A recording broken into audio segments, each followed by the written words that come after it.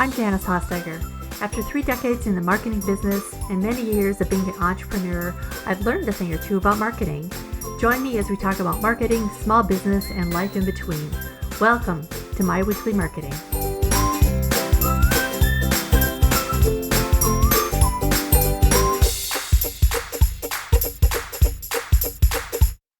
If you're not using AI to help you in your business, you're really missing out on some valuable tools to save you time and money.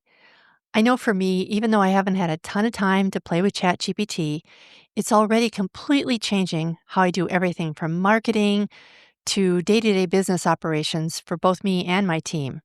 It's written code for my website in seconds that would have taken a programmer hours to do.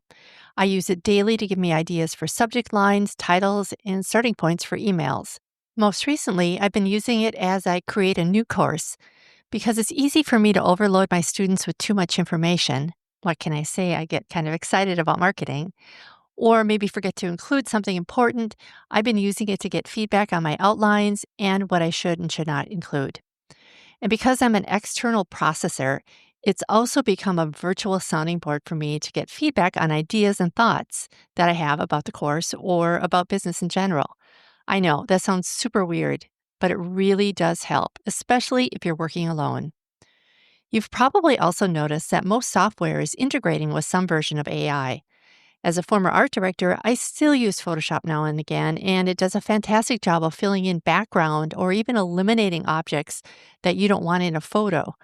This type of editing used to take hours to do. Now it's done at the click of a button. So I could go on, but instead, I want to introduce my guest today, Joshua Hale, who can tell you way more than I ever could about AI. Joshua is not your average tech guy. He's a visionary entrepreneur and an AI mentor. It's his goal to revolutionize how small businesses leverage AI technology, and he wants to see it accessible to everyone. He's learned how to empower small businesses to compete with large corporations through the power of AI and help multiple clients hit their first million in revenue using AI strategies. He's going to give us some actionable steps on how businesses can leverage AI tools without technical expertise or a massive budget while keeping the human touch that makes your services special. And as if that's not enough, you'll want to stick around to the end because he's going to share the way that you can use AI in your daily business and personal life through a challenge that he's offering. So here's my talk with Joshua. Hey, Joshua, welcome to My Weekly Marketing. I so appreciate having you have asked me to be on here. I'm really excited about today's discussion. I am too. I feel like everybody and their brother is talking about AI these days. So I really want to get into this and kind of hear your take on it because, well, I'll let you tell you about your own story. But in the intro, I just talked about a little bit about how AI has changed my business in a very short time, and it's bought me so much time in my day. But AI isn't really new, right? It's kind of new to most of us because we started with ChatGPT, but it's been around for a while. So tell me how you got interested in it and how you've made a career out of this because it's really interesting to me. Yeah, AI has been around for a long time, right? Like 50, 60 years perhaps. And it's just this algorithm that's been continuously been improved upon over time. So AI, the term is really broad in scope, right? But just in the recent 3 years, right, large language models came out.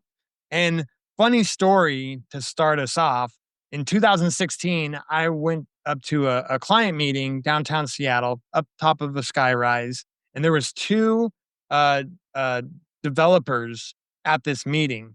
And during one of our breaks, they were over in the corner just cracking up laughing. And I'm like, what are you guys laughing at? And they're like, we're looking at two chatbots talk to each other. And I was like, what? I looked over their shoulder and it was incoherent. Like none of it made sense. And they were just cracking up, cracking up. And I was like, this is the dumbest thing ever. Why would you just sit there and watch this?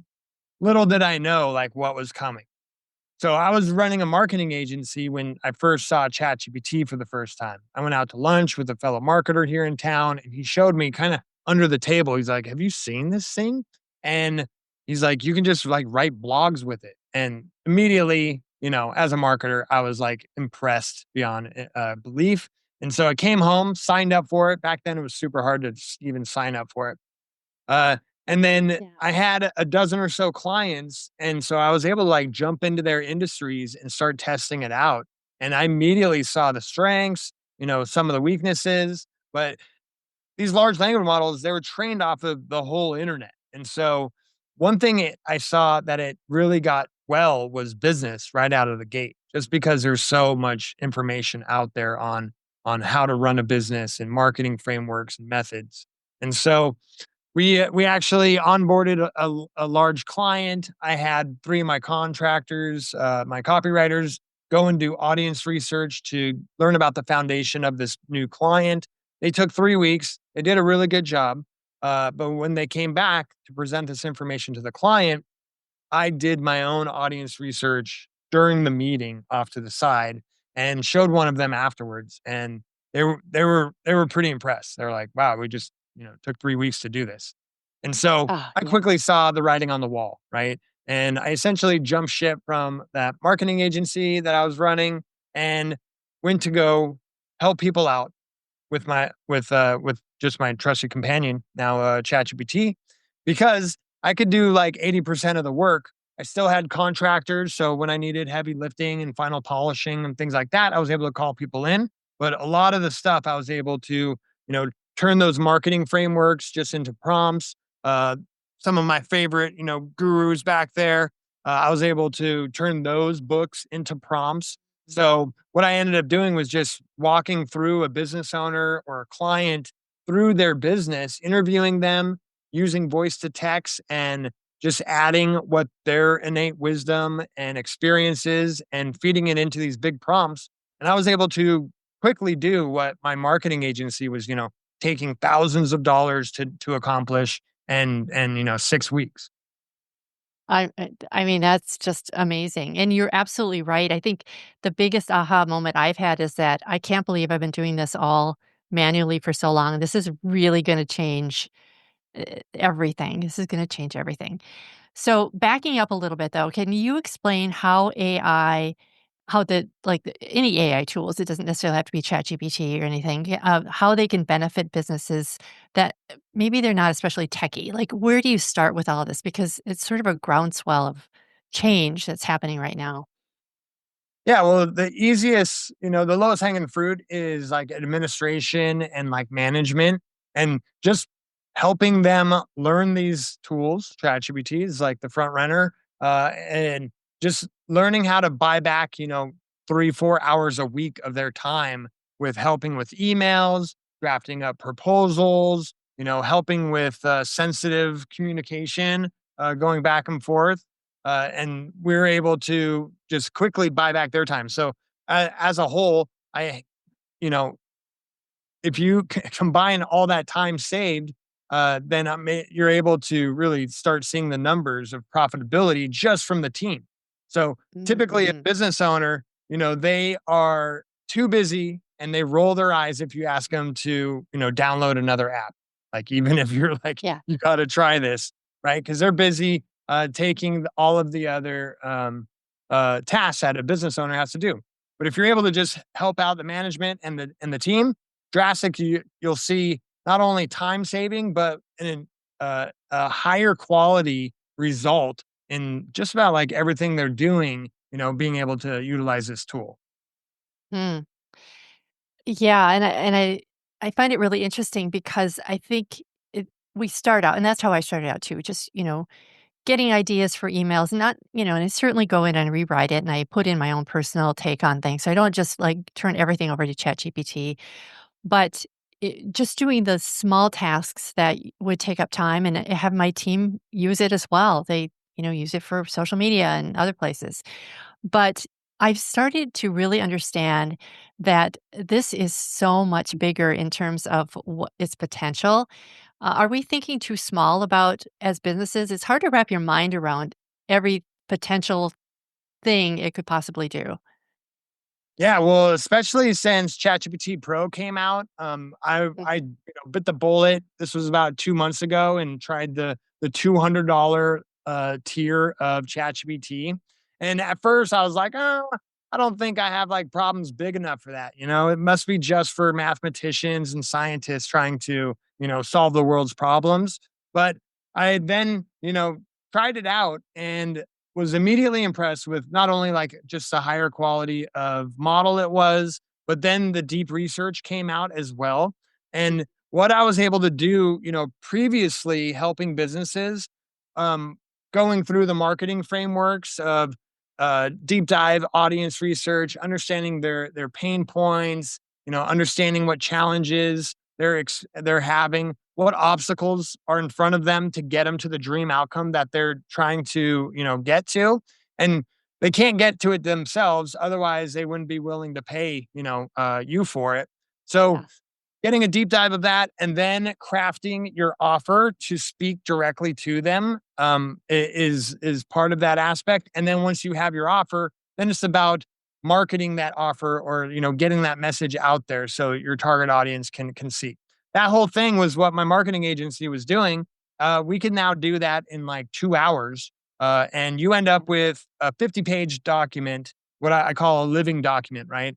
And what's so cool about this is ChatGPT Pro came out, and you can now do a deep dive into industry trends, where things have been, where things are going, competitor analysis. You can really get real time data, which there were firms that were doing this, for the last 30 years. McKinsey has been Mm. around, Mhm. uh, and they cost $500,000 to like start working with them. So trying to get, a report for them has never been really capable for a lot of small businesses and, mom and pop shops. So for the first time, ChatGPT is bringing this real world data in order for them to make informed decisions about their business. On the coolest thing of all that, right? That then turns it into a 100-page document. No business owner is going to read that, right? Who's got time for a 100-page document? The coolest thing about all this is you then just upload that document to ChatGPT and you can talk to it. You can ask it for email marketing campaigns. You can ask it for, strategy for this upcoming quarter. That now becomes like your 24/7 consultant that knows everything about your business and is basically, a trained model, specifically for your business. I absolutely love that about ChatGPT is that it can remember, that you can plug all that information in and it will remember it. And, because I have different ChatGPTs open for different clients, I keep them separate. And it's amazing that I type a question in and it will give me an answer uh, based on who my ideal customer is, based on what that business is all about, what their goals are. It is so incredibly powerful. I really kind of feel like I'm cheating, you know? It's like it's almost initially it made me feel really kind of uneasy, like what if this is not right, or some of it, especially with audience development, because you just, you're really at their mercy because um sometimes it does make things up, which brings me to my next question is that what do businesses need to watch out for when using ChatGPT and or any AI program? And because I know we've talked about, well, we haven't talked about it, but things like hallucinations come up and there's some other pitfalls. And are those getting better? Are we seeing less and less of that? And are there things that we should be watching out for? Yeah, hallucinations were a real big problem. The first year that ChatGPT was out, a lot of journalists like tried it out and immediately they're like, "What?" They tried to publish something and something in there was something that made up. Now, these models, their number one job is to like give you what you're asking for. And back then, like it would cut corners and just give you really plausible sounding answers, and that's what these hallucinations were deemed. Hmm. Um, and they are designing those hallucinations out of the model. And when it first came out, it wasn't connected to the internet. It had a data set that typically is like a year or a year and a half old that it was trained on. So it didn't have any current events or like current knowledge. And so and if you asked it about those things, it wasn't always honest. It would sometimes just make stuff up. So it was pretty easy to like call it out. But since it was able to get connected to the internet, now you can, I just say, do some research and make sure, give me the answer to this. That then kicks on the internet and it will go out and search itself. Then the reasoning models came out. And those reasoning models are, instead of it just giving an immediate answer like everybody's used to with these AI models, it then stops and like thinks about it and will go gather information and will look at it from 100 different angles and be able to like piece it together through chain of thought reasoning to get like a really high quality answer. So the amount of hallucinations that are happening is just becoming less and less, and especially, it doesn't mean that you should trust these things like 100%. It just means that uh, you know you can give it the benefit of the doubt more often. But if you ever, catch anything, a little bit off, you can tell it to, reveal your sources for that. I use a lot of like Perplexity to go out and just grab raw data and information from research papers, and then you can go to Notebook LM and upload that raw data into Notebook LM. What's good about that is it is a closed system, so it doesn't have access to the internet, and it will just process the like high quality information that you gave it, so you can distill it down into useful parts, and then bring that into ChatGPT to then be creative with and come up with like good looking reports. That whole process really minimizes the like possibility of hallucinations taking place, and so Mhm. I've come to 8 out of 9 or 8 out of 10 times. Like I'm like, don't even question it. But if I ever see something off, I'll just say like, do some research and give me a better answer. And it will then go to the internet and, give you something more high quality. Yeah, that's what actually I've been doing too, is just asking for its sources or if it feels off, I'll even ask it sometimes like, Is are you sure this is right?" And it's interesting that it can, kinda self-correct like that. It's It really useful in the hands of experts or like the business owner, right? So that whole living document that I do have them like scan through it, and as we build that document, they are there to course correct because you don't want something wrong up here because then downstream, we'll be out in the weeds. So that's Okay. why I do have the business owner there because they are the expert in their field. So it does keep things on track. Right, right. So, are there other tools that you use? I know there's some that are more specific to images or creating slides or diagramming. I mean, are there some favorites that you have out there? Yeah, definitely. I can't get I can't let go of Claude. Claude is, I think, still the best in writing. It just has been able to get my voice down like to just such a degree that ChatGPT has gotten close with the latest 4.5 release, but it still just hasn't taken the king off the hill. So I typically will brainstorm in ChatGPT and then bring it over into Claude for a final polish for my writing and copywriting. Uh, and then there is Perplexity. Like I said, that's kind of where I go for research. Now, the thing with ChatGPT, they're the biggest and by far the most used AI out there. And the term itself is becoming quickly synonymous with AI, right? Like, Mhm. uh, and so because they're so big, they get to just like buy the best features of their competition and just absorb it into ChatGPT. So Mhm. that's where it's still my go to and my most used AI model.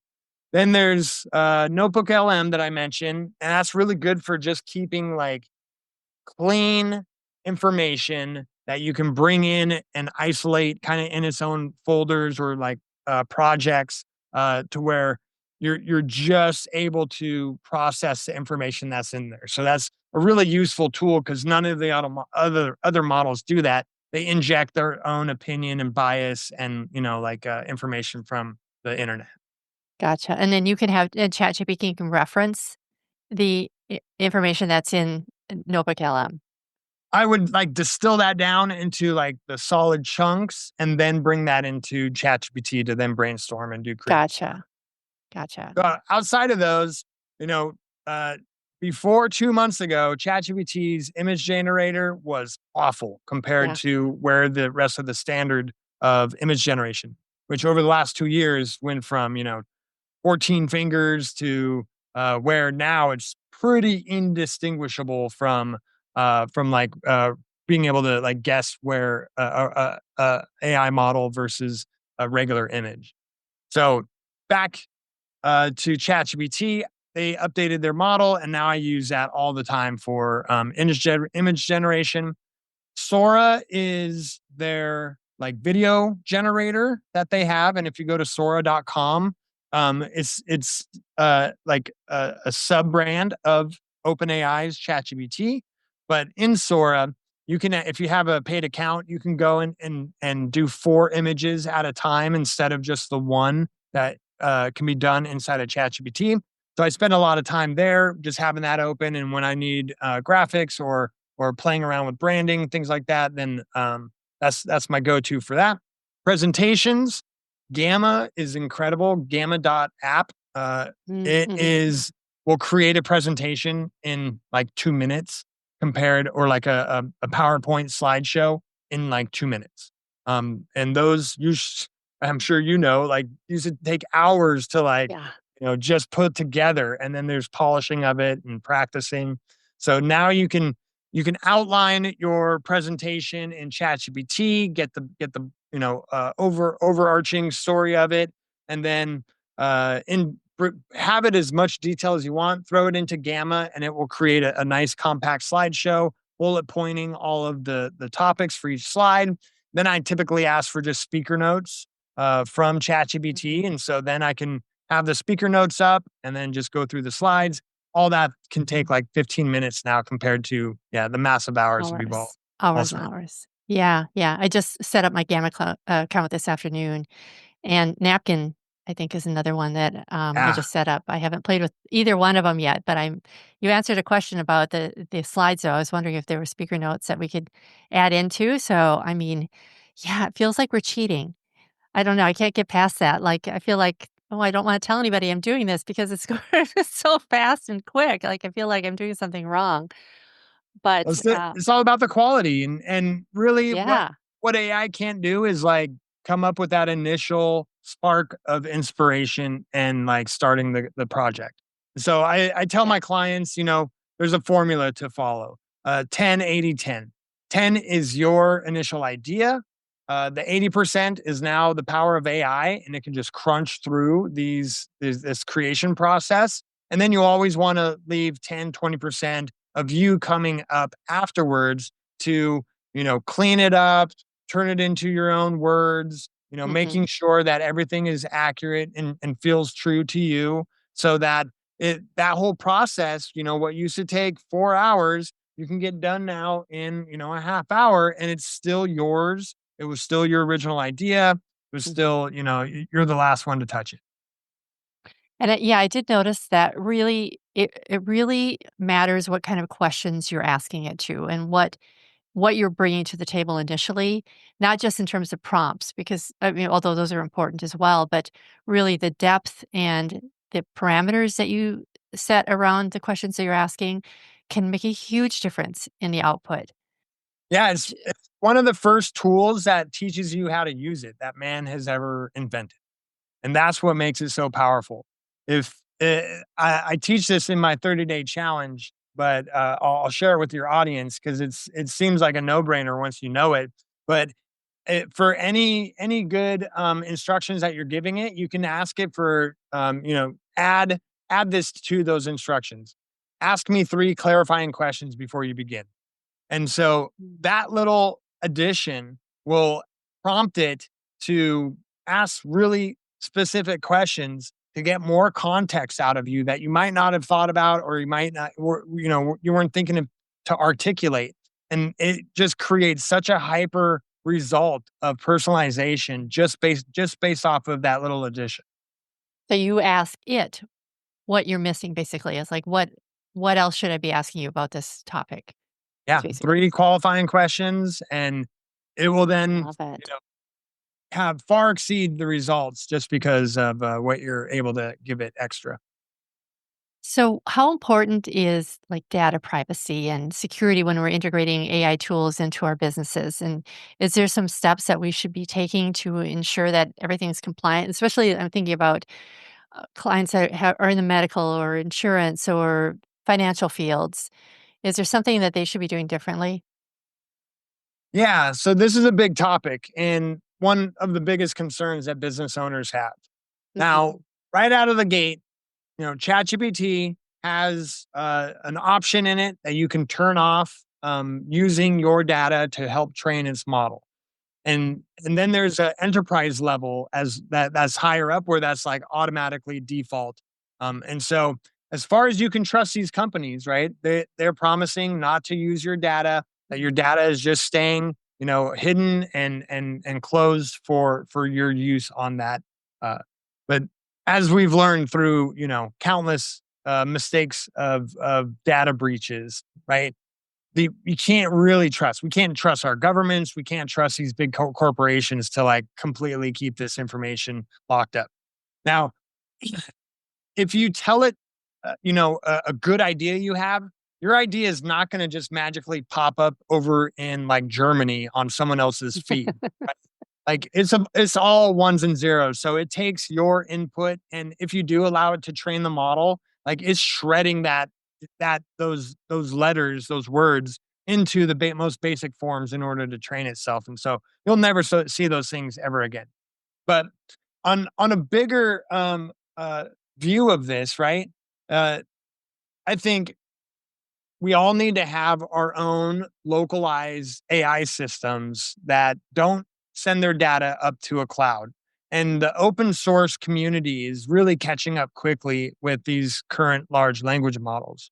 And so I think by the end of the year, it's going to be a pretty easy process. NVIDIA just came out with like a supercomputer for like $3,000 that can run these models. So as a business, you can literally have like a station where the model runs and your information is not going anywhere. Like that is your property, not leaving the server there. So I think that is the only way where we're able to really feel like we own our data and are able to keep it safe. Same with our phones.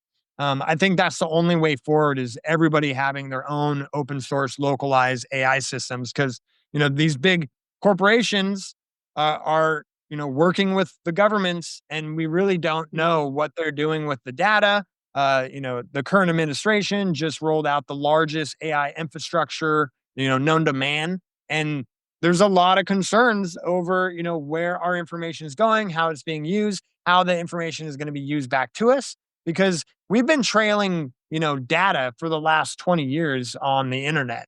Yeah. And we really have become careless of like how much information we're just trailing behind us each day.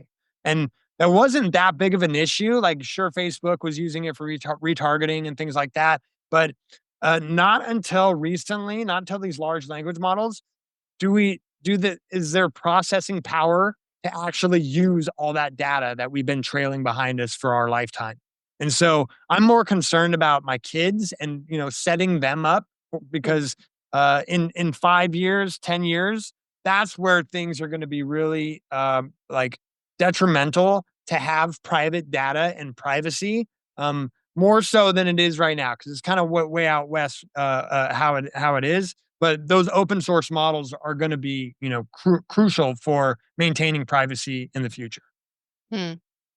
Yeah, that's kind of how it is, right? You lead with technology and ethics and those types of consideration usually follow behind, right? Um, so, like you said, well, you mentioned your kids. Um, I think that's interesting. My husband's a college professor, so he's already right away he saw that students were using AI to write papers and so on. And how do we work with our kids? Like, how do you talk to your children about how to use AI? How is it? I'm sure it has to be a tool, but down the road, they have to learn to think for themselves as well, right? Absolutely. Yeah, I have a pretty unique situation. So I live on 10 acres, a farm out in the country. I work all day in tech, but then I, get off work and go help my wife out in the garden. My child, she goes to nature school right now. She's 7, and so she is, learning incredibly fast. And I've known how quickly AI is developing that it's going to be like the perfect tutor for my developing child. And so all the knowledge of the world is essentially made available to her. And not only that, AI is going to be the most patient, the most understanding, the most kind, and the most knowledgeable tutor that my child is would ever be able to afford, in times before this. So it's going to be hyper personalized learning, and there's already studies coming out. I think out of Africa where they're introducing AI to kids like after school, and in they got access to AI in 2 hours after school to help them with learning. And in 2 months, they were already a year and a half ahead of the other kids in the same grade.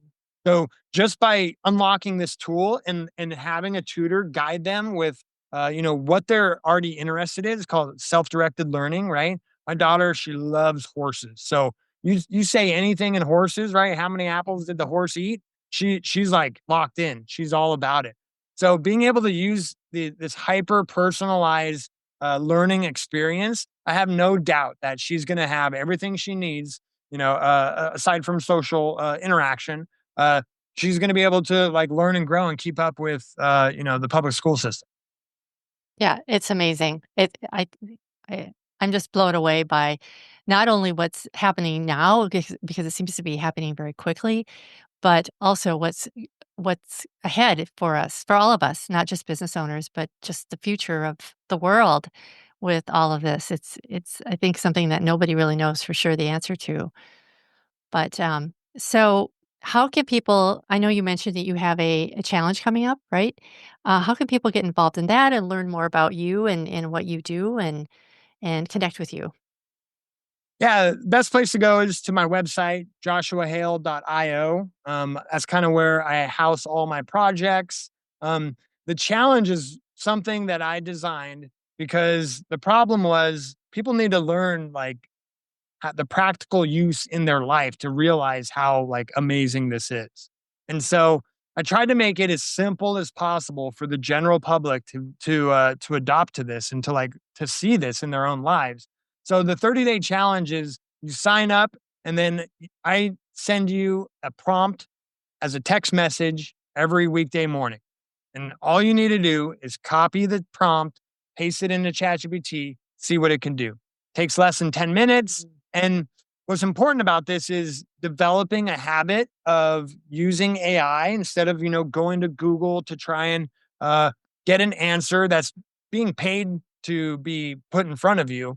You're now able to start learning, like, oh, I can get personalized, responses that are already knows, what city I'm in. It already knows my dietary preferences. Like once you start seeing the personalization of being able to use these tools, things start clicking of how to use it in your own life. So the first week is foundational prompts where we just, see what this thing could do. Second week is like around the house kind of prompts. And then the third week is professional and work prompts. And then the fourth week, which is my favorite, is self discovery because I've been blowing my own mind with how like I overshare with ChatGPT, but that's okay because I'm kind of swinging out there to see where the edges are to be able to help educate others. But it knows a lot about me, and once you start asking it certain questions, like based upon my trajectory, where am I going to be in 3 years? The answers will astound you at how well it can be a mirror and reflect back to you what where you're at, what negative loops and like behavioral issues that you might not recognize from being in the grind every day, to your close partner and close friends. They just they're too nice to point these things out. Having this like unbiased look at this has been extremely valuable for me. But there is something dangerous about this, and that's that conversational AI, right? Where you start acting like it's your best friend. It knows me so well. It's very easy for that to steer into, feelings of girlfriend, boyfriend. When conversational first AI first came out, I used a tool called Pi, a model called Pi, and it had a voice just like Scarlett Johansson. And I Mhm. talked to it for an hour. I told it all about my big mission to, help humanity, and it was so flattering and giving me, attention back that I started to feel a chemical reaction inside my body because I was just getting so much attention and praise from what I was telling it.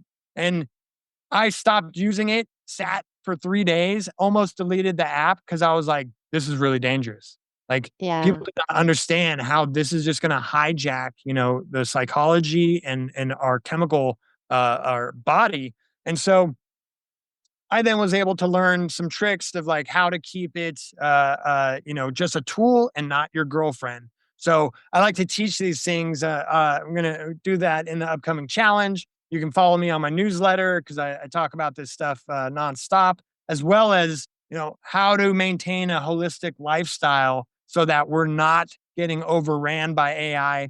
We're not staying naive and being scared of it because I think that's a very dangerous position to be in with how fast it is evolving. Mhm. But you're able to stay, relatively aware, learn to use the tool so it doesn't use you. And when those decentralized, options come out, you're familiar with it, and you can like easily migrate to things that protect your privacy better. Oh, such good stuff. All of this is just really interesting and really good, and I am gonna be signing up for your challenge. Do you run that over and over again so that if people listen down the road, they can, "Okay, so Yeah, I because will." I had so much fun the first time, and now this is the third time that I've run it, and it's just so helpful for people. I've had grandmas join it. I've had people from all ages, people that haven't never tried ChatGPT, to even some heavy users, and we all have a really good time because it's a community, so you get to see the group chat of everybody sharing their results, which is super fun because you get to look over the shoulder and be like, "Oh, look at that you did! Wow, look!" Because it's so hyper personalized for all of us. Oh, so cool. Well, I will put the link to that in the show notes for sure, along with all the links to things that we talked about today. So, Joshua, thank you so much for joining me today. And I really appreciate you taking the time and explaining everything so simply. And I can't wait to see what's in the challenge and what is coming with all of this AI. Thanks, Janice. Thanks for having me. So, I don't know about you, but I am so excited about jumping in and learning more about AI. For information and links about anything we talked about today, including Joshua's challenge, which starts in only a few days at the end of May, visit myweeklymarketing.com/109. Remember that in the ever changing world of marketing, there's always something new to learn. So be sure to subscribe and stay up to date. Thanks so much for joining me today. See you next time. Bye for now.